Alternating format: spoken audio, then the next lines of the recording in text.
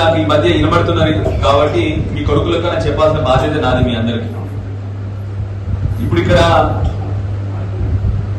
Pension వచ్చిన వాళ్ళు ఎవరు ఉన్నారా?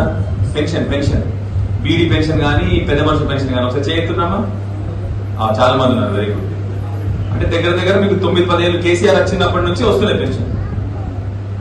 ఎక్కడికి వస్తుంది పెన్షన్ పైసలు? టంగు మరి బ్యాంకుకి వస్తాయా లేదా? మధ్యలో వచ్చిస్తారా? బ్యాంక్కి వస్తాయి. నువ్వు పోతావు, మంచిగా జేబులో పెట్టుకుంటావు, వెళ్ళిపోతావు. అవునా? రైతు బంధు వచ్చిన ఉన్నారు ఎవరండి ఇక్కడ? రైతు బంధు చేతులు ఎత్తుండ్రే గట్టిగా బాబు. రైట్, చేతులు. నీ రైతు బంధు పైసలు ఎక్కడికి వస్తాయి? బ్యాంకులకు వస్తాయి కదా. డైరెక్ట్ నీ బ్యాంకులకు వస్తాయి. టింగు మన సపోర్ట్ వస్తుంది ఫోన్ లా. నువ్వు పోతావు, జేబులో పెట్టుకుంటావు, పోతావు.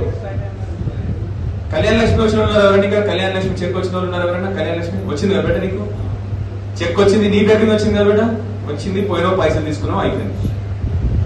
ఎందుకు చెప్తున్నా ఈ ముచ్చడంటే, ఇప్పుడు రైతు బంధుకి ఎన్నిసార్లు వచ్చింది? కేసీఆర్ 11 సార్లు ఇచ్చింది రైతు బంధు.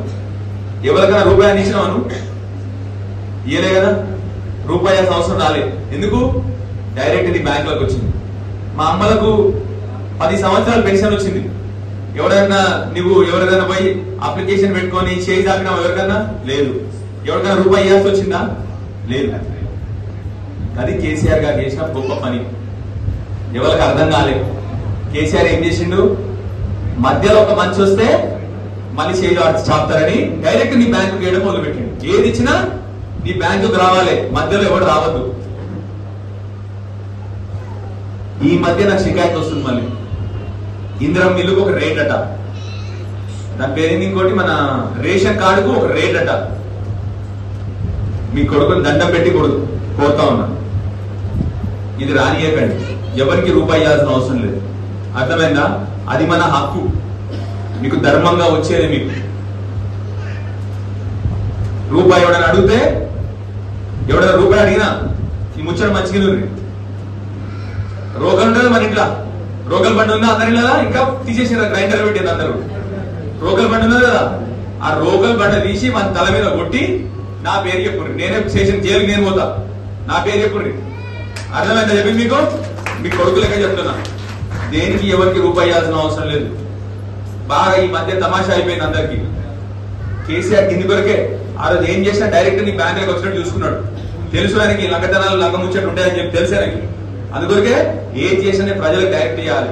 అందరు ఏమనుకున్నారు? వాటికైనా బ్యాంక్ వస్తుంది అనుకున్నారు. కాదు, మీకు ఎవరి మధ్యలో రావద్దని సార్ బ్యాంకులు ఇచ్చింది. సో ఇప్పుడు కూడా అదే చెప్తాం మీ అందరికి, దయచేసి మీకు బిల్లులు వస్తాయి సరే, దానికి ఒక పద్ధతి ఉంది కాబట్టి పద్ధతి ప్రకారం కట్టుకోరు అంతే. ఎవరు ఆపనికి లేదు. స్లాబ్ వేసినప్పుడు కింద బేస్మెంట్ కట్టినప్పుడు 1 లక్ష అందరికీ బిల్లులు వస్తాయి. ఎవరికి ఏం కష్టం ఉన్నా, మీకు నా ఇల్లు అడ్రస్ తెలుసు కదా, బస్ స్టాండ్ ముందంటే బస్సు దిగితే నా ఇల్లు ఉంటుంది, నా ఫోన్ నెంబర్ ఉంటుంది. ఎవరైనా మీరు నన్ను కష్టపడితే నాకు చెప్పు, విలేజ్ సెక్రటరీ కానీ ఎవరైనా కానీ. ఇది మన హక్కు. ఇక్కడ ఉన్న అధికారులందరికీ జీతాలు వస్తున్నాయి ఆల్రెడీ. అర్థమైనా చెప్పింది మీకు. సో దయచేసి మీ అందరినీ కోరేది ఒకటే, ఎవరికి కూడా రూపాయి ఇవ్వద్దు. మంచి బ్రహ్మాండంగా ఇల్లు కట్టుకోర్రి. ఇల్లులు మంచి మీ అందరికి వస్తున్నాయి, అది మన హక్కు. దాన్ని మంచి సద్వినియోగం చేసుకోవాలని చెప్పి మీ అందరినీ కోరుతూ, ఏం కష్టం ఉన్నాయి ఎవరికన్నా.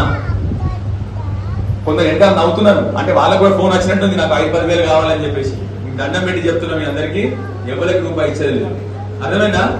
మీ కొడుకుగా చెప్తున్నా, ఇక్కడ అన్ని నా మంచి ఉద్యోగం అన్ని బంద్ చేసుకుని వచ్చిన.